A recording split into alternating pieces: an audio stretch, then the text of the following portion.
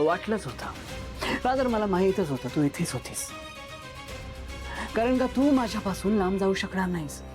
तुझंही माझ्यावर प्रेम आहे ना. शयान,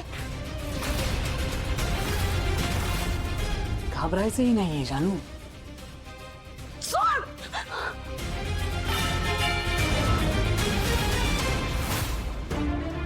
तेव्हा पुन्हा कधी काही मागणार नाही तुझ्याकडे, पण माझ्या जानूला सुखरूप ठेव.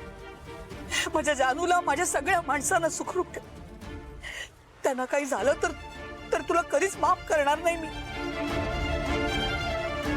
दादा जरा पटकन चला हो. हाँ पिंकी, लोकेशन हेच आहे. हाँ तू एक काम कर, तू तिथनं वर जा. हाँ मी इथनं जातो. हाँ जा, सावकाश जा रे. जानू, ए जानू, जानू घाबरू नकोस ग, मी आलो इकडे, तुला काही होणार नाही. जानू, आता काय करणार आहेस जयंत? सांग ना. माझे बाबा आले तिथे, आता काय करशील तू? हा हे बघ, तू माझ्यावर अशी जबरदस्ती करू शकत नाहीस.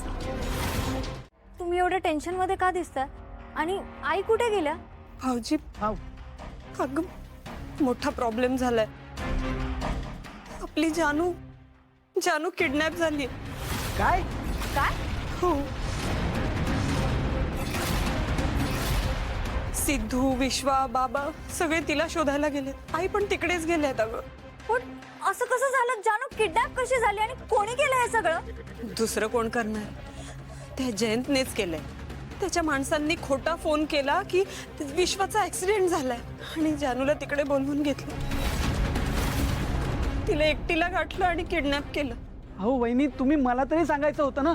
मी गेलो असतो. आपण काहीतरी करायला पाहिजे. मी जातो आता. हॅरी, तू जाऊन तरी काय करणार आहेस? जानू कुठे आहे, तिथे काय परिस्थिती, आपल्याला काहीच माहित नाहीये.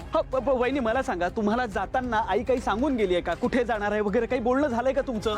अरे काय चाललंय तुमचं कटकट सकाळी सकाळी? झोपू तर द्या. दादा, जयंतने जानूला किडनॅप केले आणि तुम्हाला झोपेची पडली आहे? अरे देवा, हा जयंत आपल्याला कधी त्रास द्यायचं बंद करणार आहे? खरंच हा जयंत कोणत्याही थराला जाऊ शकतो, काही करू शकतो. म्हणूनच तर आम्ही सगळे इथे काळजीत आहोत.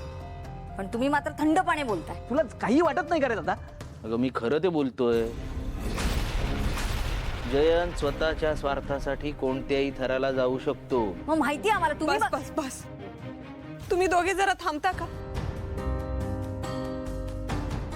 इथे जानूच्या काळजीने जीव अर्धा झालाय. तेव्हा आमच्या जानूला सुखरूप घरी परत आण रे बाबा. वहिनी, मला काय वाटतं, आपण इथे असंच थांबणं काही योग्य नाहीये. आपण आताच जाऊया, कुठे का होईना. आपण जानूला शोधूयात, आईला शोधूयात. चला प्लीज. नाही नाही भाऊजी, नको. आधी तिकडनं कुणाचा काही फोन येतो का, त्याची वाट बघूया.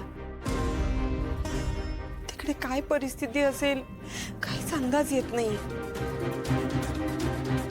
सगळ्यांचा फोनही बंद येतोय. काय करावं काही कळतच नाहीये.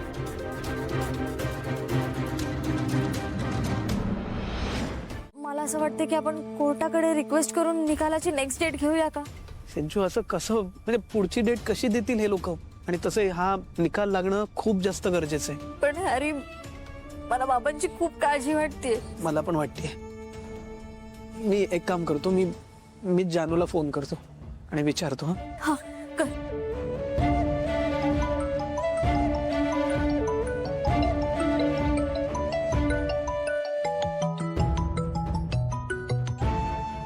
हॅलो जानू, कसे आहेत ग बाबा? हरीश दादा, अरे काहीच कळत नाहीये. डॉक्टरांनी ऑपरेशन साठी नेलंय. तरी मला खूप भीती वाटते. शानू, हे सगळं घडलं कसं ग? हरीश दादा, अरे खूप केऑस होता तिथे. बाबा मला वाचवायला आले होते आणि बाबांना गोळी लागली.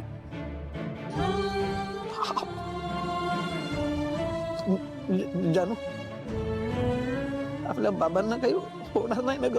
हे हरीश दादा, हे बघ, असं काही मनात अजिबात आणू नकोस. कुठल्याही प्रकारची भीती मनात ठेवू नकोस. आपल्या बाबांना काही होणार नाहीये. माझा देवावर पूर्ण विश्वास आहे. हा हा, काही नाही, काहीच होणार नाही. हा हॅरी आई कशी आहे विचार ना. हा हा हा जानू आई कशी आहे?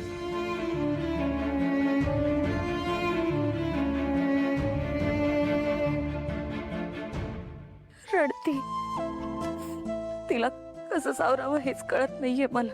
नाही नाही बरोबर आहे, पण जानू ऐक ना, तुला पण इथे कोर्टात हिअरिंग साठी यावं लागेल अगं. काय? नाही हा हरीश दादा, मी आता कुठेही येणार नाहीये. मी आईला असं एकटं सोडून कुठेही येणार नाहीये, नाही येणार आहे मी. अगं पण जानू असं नसतं बाळा, तुला यावं लागणार. हरीश दादा ऐक ना, मी तुला थोड्या वेळात कॉल करते. जानू ऐक. सिंचना हे काय घडून गेलंय का? खरं तर आता आपण तिथे बाबांजवळ असायला पाहिजे होतो आणि आपण हॅरी असं नको ना रडू प्लीज, तू शांत हो. बाबांना काही नाही होणार आहे. सिंचना काय झालं? हरीश तुझ्या डोळ्यात पाणी? कुठे काय? काहीच नाही ग. काय झालं रे? सगळे कुठे आहेत? मी किती वेळ झाला सगळ्यांना फोन करतेय. जानू कुठे आहे? सिद्धिराज कुठे आहे? सिद्धिराजनं तर इतक्या वेळा फोन केला, मी ते उचलतच नाहीये फोन. मला वाटलं सगळे इकडे आले असतील म्हणून मी इथे आले. तुला तर माहितीच आहे ना, जानूसाठी सिद्धिराज कधीचे बाहेर पडलेत, पण काय झालं मला कोणी काही कळवतच नाहीये.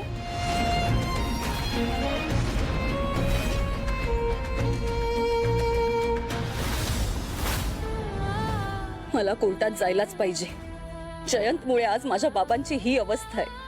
त्याने मला किडनॅप करण्याचा प्रयत्न केला नसता तर हे सगळं घडलंच नसतं. त्याचा आजचा हा गुन्हा सगळ्यांच्या समोर यायलाच पाहिजे.